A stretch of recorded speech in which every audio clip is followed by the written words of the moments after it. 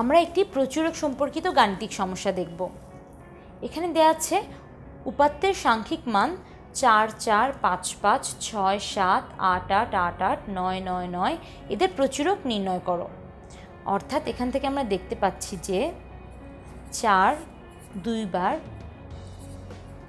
5 2 বার, 6 একবার, 7 একবার, 8 4 বার এবং 9 3 বার আছে।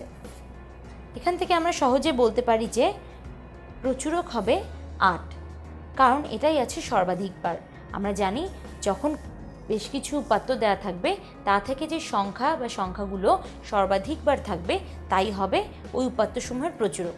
তাহলে এখান থেকে আমরা দেখে বলতে পারি যে এখানে 8 হবে আমাদের প্রচুরক। তাহলে এখান থেকে আমরা জানতে পারলাম যে কিভাবে আমরা এই ধরনের গাণিতিক সমস্যাগুলোর সমাধান করতে পারবো।